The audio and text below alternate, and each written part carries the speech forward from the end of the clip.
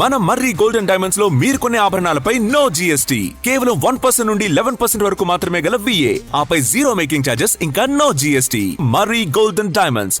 విశ్వవిఖ్యాత నట సార్వభౌముడు మాజీ ముఖ్యమంత్రి నందమూరి తారక రామారావు 103వ జయంతి సందర్భంగా పలువురు ప్రముఖులు ఎన్టీఆర్ ఘాట్ వద్ద నివాళులు అర్పించారు. ఉదయం ఘాట్కి చేరుకున్న జూనియర్ ఎన్టీఆర్ ఘాట్ వద్ద పుష్పగుచ్చాలు ఉంచి నివాళి అర్పించారు. అనంతరం కొద్దిసేపు ఘాట్ వద్ద మౌనంగా కూర్చున్నారు. దగ్గుబాటి పురంధేశ్వరి, నారా భువనేశ్వరి, నందమూరి రామకృష్ణ, నాగం జనార్దన్ రెడ్డి, మోత్కుపల్లి నరసింహులు సహా పలువురు ఘాట్ వద్ద పుష్పాంజలి ఘటించారు. మాజీ మంత్రి పెద్దిరెడ్డి, మాజీ ఎమ్మెల్సీ నర్సిరెడ్డి, సినీ నటుడు రాజేంద్ర ప్రసాద్ ఎన్టీఆర్ ఘాట్ వద్ద నివాళులు అర్పించారు. తెలుగు వారందరికీ ఎన్టీఆర్ సుపరిచితమని ఆయన కుమార్తె దగ్గుబాటి పురంధేశ్వరి అన్నారు.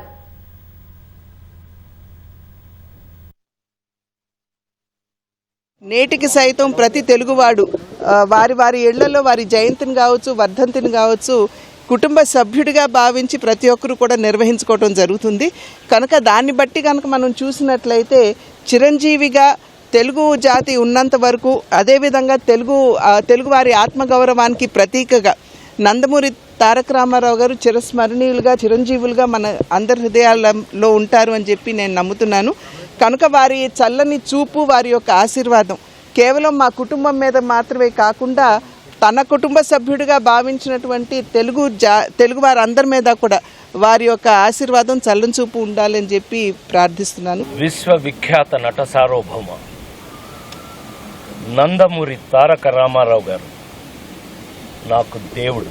ఆయన రాజకీయంలోకి ఎందుకు వచ్చారో తెలియదు కానీ నిజంగా రాజకీయాలకే మంచి నేర్పినవాడు. ఇవాళ సంక్షేమ పథకాలు భారతదేశంలో ఎక్కడ జరుగుతున్నా దానికి ఆద్యులు, పూజ్యులు, పెద్దలు ఎన్టీ రామారావు గారు. అంత గొప్ప కళాకారుడు ప్రపంచంలో లేరు. అలాంటి మహానుభావుడు మళ్ళీ ఎన్ని జన్మలకు వస్తారో నాకు తెలియదు. అలాంటి